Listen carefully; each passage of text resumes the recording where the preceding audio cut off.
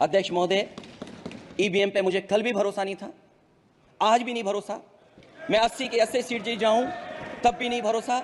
और मैंने अपने चुनाव में कहा था अध्यक्ष महोदय कि ईवीएम से जीत करके ईवीएम हटाने का काम करेंगे। न ईवीएम का मुद्दा मरा है, न जाएगा खत्म। जब तक ईवीएम नहीं हटेगी हम समाजवादी लोग उस बात पर अड़ग रहेंगे। होए वही जो राम रची राखा, यह है उसका फैसला। अध्यक्ष महोदय, होई वही जो राम रची राखा, यह है उसका फैसला। जिसकी लाठी में नहीं होती आवाज, जो करते थे किसी को लाने का दावा, वो हैं खुद किसी के सहारे के लाचार। अध्यक्ष महोदय, एक जीत और हुई है, एक जीत और अध्यक्ष महोदय हुई है। मैं जानता हूं सत्ता पक्ष बैठे वाले लोग समझ गए होंगे।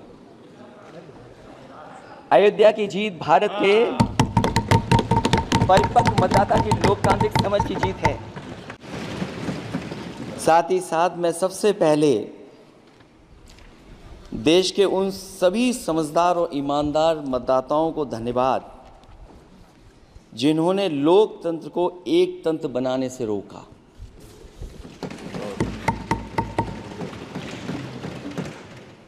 चुनाव के समय पर अध्यक्ष जी ऐसा कहा गया कि 400 पार। मैं समझदार जनता को फिर एक बार धन्यवाद दूंगा और मैं कुछ कहना चाहता हूं कि आवाम ने तोड़ दिया हुकूमत का गुरूर, दरबार तो लगा है पड़ा गमगीन में बेनूर है पर। अध्यक्ष महोदय, दरबार तो लगा है पर बड़ा गमगीन बेनूर है। और पहली बार ऐसा लग रहा है हारी हुई सरकार विराजमान है। जनता कह रही है चलने वाली नहीं सरकार।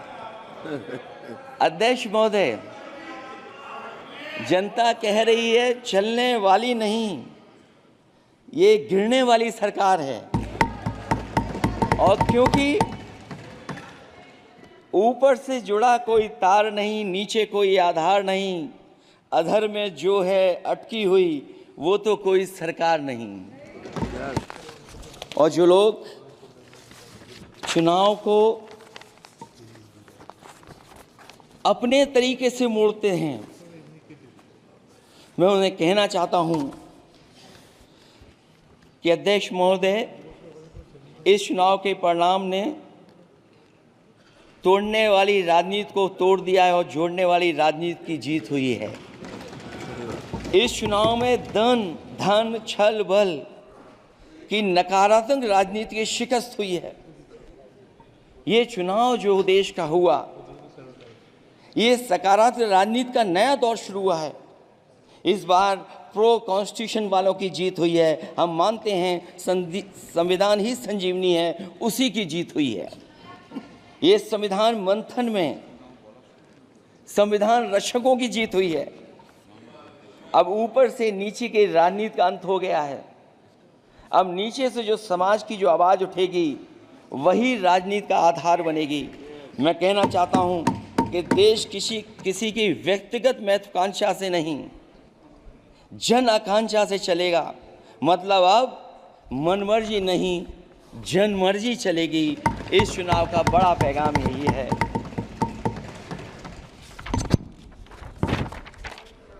अध्यक्ष महोदय, बहुत सी बातें हुई हैं। अगर उत्तर प्रदेश की बात न हो, क्योंकि अध्यक्ष महोदय सबसे बड़ा प्रदेश जहां है, उसने हर बार दूसरे दल को समर्थन देकर के सरकार बनाई। मैं उन्हीं लोगों से कहना चाहता हूं कि लोग क्यूटो की फोटो लेकर बनारस की गलियों से लेकर के गंगा जी तक ढूंढ रहे हैं। उनको लगता है जिस दिन माँ गंगा साफ हो जाएंगी, शायद उस दिन कहीं क्यूटो उसकी गोद में कहीं मिल जाएगा। बनारसी लोग चाहते हैं कि कोई गंगा जी के भी तल में उतरकर उसका दर्द भी जाने। उत्तर प्रदेश की जनता का बस यही आग्रह है कि जिस गंगा जल को हाथ में लेकर सच कहने की कसम खाई जाती है, कम से कम उस गंगा जल से तो झूठ ना बोला जाए।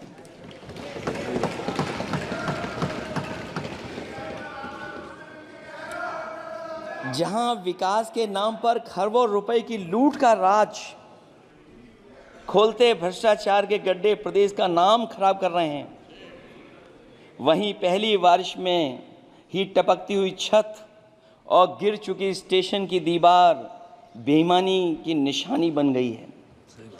अध्यक्ष महोदय, विकास का ढिढोरा पीटने वाले इस विनाश की जिम्मेदारी कब लेंगे?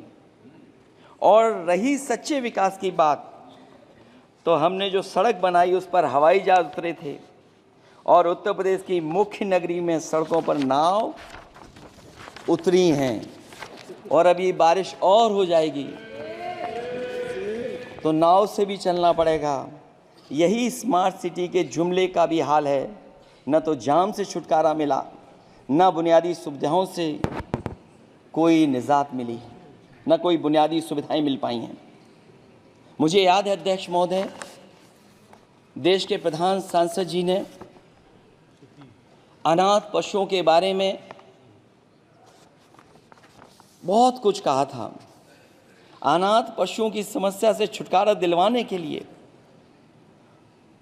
का वादा किया हुआ, लेकिन कई चुनाव बीत गए हैं, अभी तक गन्ने का भुगतान 2 हफ्ते का वचन जो दिया था,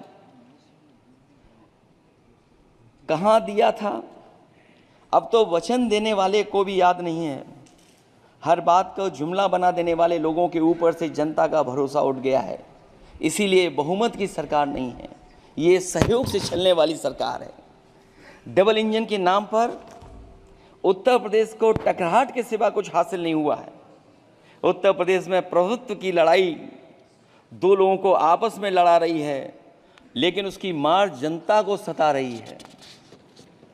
पिछले 10 सालों की उपलब्धि बस इतनी रही कि एक शिक्षा परीक्षा माफिया का जन्म हुआ। अध्यक्ष महोदय, जिस समय चुनाव में थे और उत्तर प्रदेश में वो हालात देखे हैं कि नौजवान जब भी तैयारी कर करके जाता था और परीक्षा दे करके लौटता था तो उसको पता लगता था कि पेपर लीक हो गया। और उत्तर प्रदेश में केवल एक पेपर लीक नहीं हुआ है, जितनी भी परीक्षाएं हुई हैं सब पेपर लीक हुए हैं। केवल उत्तर प्रदेश ही नहीं, मैं माननीय सांसद की तरफ से सुन रहा था, कई ऐसे प्रदेश हैं जहां पर परीक्षाएं देने तो बच्चे गए, लेकिन वहां भी पेपर लीक हो गया। और अभी जब 4 जून को रिजल्ट आया, उसके बाद जो बात उठी है, देश की सबसे प्रेस्टिजियस परीक्षा, उसका भी पेपर लीक हो गया। और आखिरकार ये पेपर लीक हो क्यों रहा है? सच्चाई तो ये है कि ये सरकार पेपर लीक इसलिए करा रही है कि सरकार नौकरी नहीं देना चाहती, रोजगार नहीं देना चाहती, उन नौजवानों का भविष्य नहीं बनने देना चाहती। पिछले 10 सालों की उपलब्धि बस इतनी रही है कि एक शिक्षा परीक्षा माफिया का जन्म हुआ है, जिसने तथाकथित अमृतकाल में युवाओं के भविष्य की आशाओं को ही जहर दे दिया है। जो सरकार उम्मीद को मार दे, वह न तो वर्तमान को सुधार सकती है, न भविष्य को संवार सकती है। सरकार आशा का प्रतीक होनी चाहिए, निराशा का नहीं। जनता चाहती कि हर समस्या के लिए बीते कल को जिम्मेदार ठहराने के बहाने को सरकार छोड़े और आने वाले कल की बात करे। अगले 1000 साल के झूठे सपने दिखाने वाले, अगले महीने होने वाली परीक्षाओं के लीक न होने की गारंटी कब लेंगे? जनता अब न तो किसी बहकावे में आएगी और न किसी के बहलावे फुसलावे में आएगी। जो लोग कहते हैं कि अमृतकाल की बात करने वाले, जनता का जागरण काल आ गया है। आज इस सदन में नए राजनीतिक जागरण के अनेक प्रतिनिधि बैठे हैं। अब जब बात होगी तो सच्ची बात होगी और जनता को पूरी सच्चाई के साथ हम लोग अपनी जिम्मेदारी के साथ बात रखेंगे।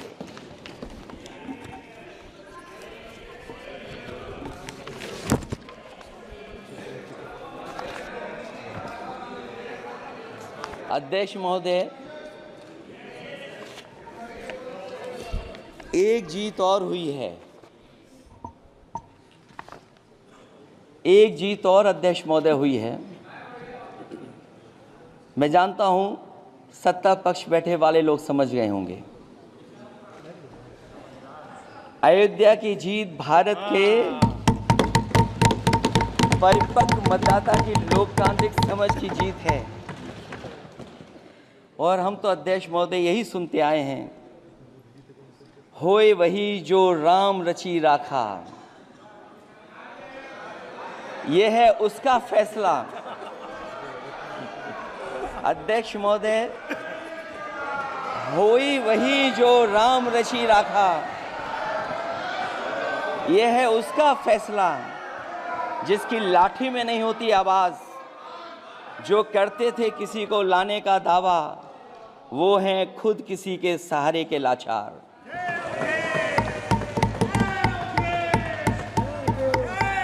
अध्यक्ष महोदय, मैं फिर कह देना चाहता हूं, होए वही जो राम रची राखा, यह है उसका फैसला, जिसकी लाठी में नहीं होती आवाज, जो करते थे किसी को लाने का दावा, वो हैं खुद किसी के सहारे के लाचार। हम अयोध्या से लाए हैं उनके प्रेम का पैगाम, हम अयोध्या से लाए हैं उनके प्रेम का पैगाम, जो सच्चे मन से करते हैं सबका कल्याण। सदियों में जन जन गाता है जिनके गान, अभय दान देती जिनकी मंद मंद मुस्कान, मानवता के लिए उठता जिनका तीर कमान। अध्यक्ष महोदय, जो असत्य पर सत्य की जीत का है नाम, उफनती नदी पर जो बांधे मर्यादा के बांध, वो है अवध के राजा पुरुषोत्तम प्रभु राम। हम अयोध्या से लाए हैं उनके प्रेम का पैगाम।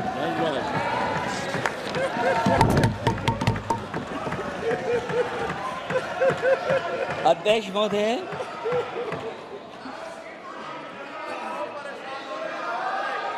अध्यक्ष महोदय, कुछ बातें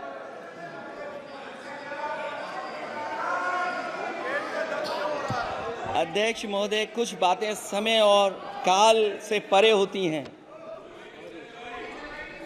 इसलिए आज यहाँ उत्तर प्रदेश के सदन में पढ़ा गया एक शेर याद आ गया, जो तब सही था अब और सही साबित हो रहा है। इजाजत हो अध्यक्ष जी तो मैं अर्ज करूं।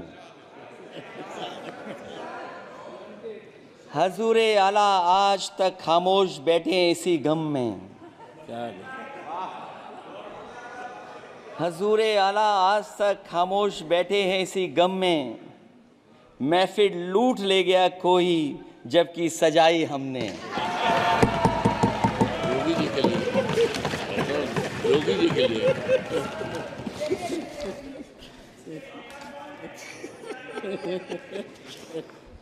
अध्यक्ष महोदय,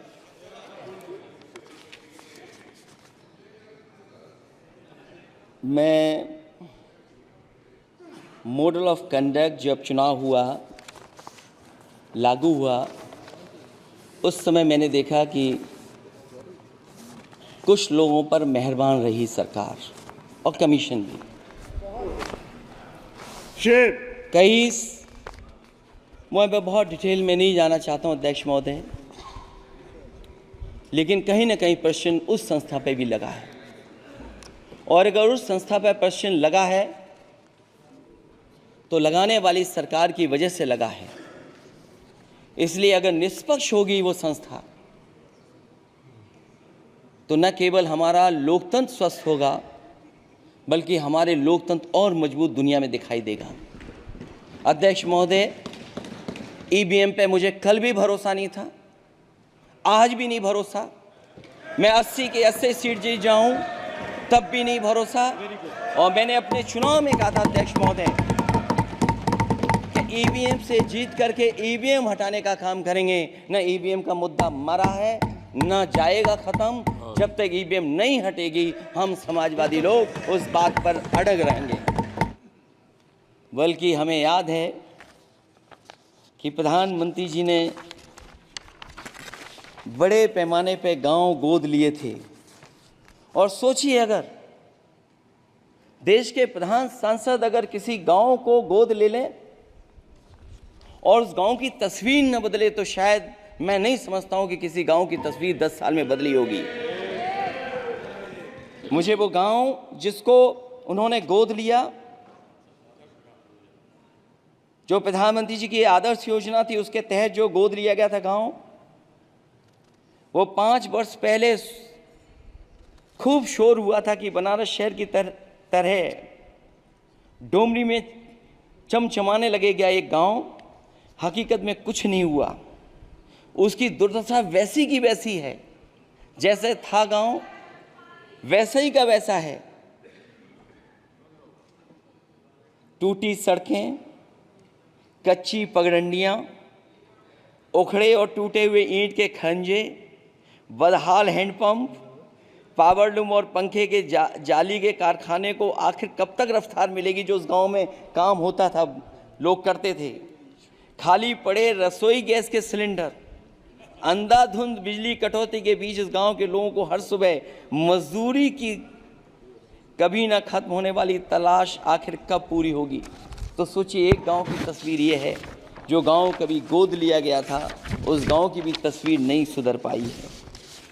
अध्यक्ष महोदय, राष्ट्रपति जी के अभिभाषण में अग्निवीर को लेकर के जो चिंता विपक्ष की थी और देश के नौजवानों की थी, वो चिंता वैसी की वैसी बनी है।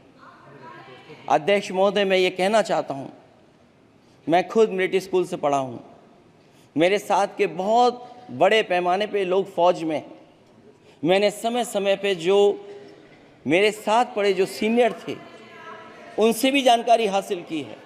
बड़े बड़े ऑफिसर से मैंने पूछा है, वो शायद आपको न बता पाएँ, लेकिन दबी जुबान में उन्होंने कहा है कि देश की सुरक्षा के साथ अग्निवीर जैसी व्यवस्था लागू करने से समझौता हो रहा है। अध्यक्ष महोदय, किसी भी देश की सबसे बड़ी प्राथमिकता अगर कोई है तो वो देश की सीमाओं की सुरक्षा है। अग्निवीर जैसी व्यवस्था से कभी संभव नहीं है। अध्यक्ष महोदय, हम अग्निवीर व्यवस्था को कभी स्वीकार नहीं कर सकते हैं। आज नहीं कल, कल नहीं बाद में, जब कभी भी सत्ता में इंडिया गठबंधन आएगा, अग्निवीर व्यवस्था हमेशा हमेशा के लिए खत्म हो जाएगी।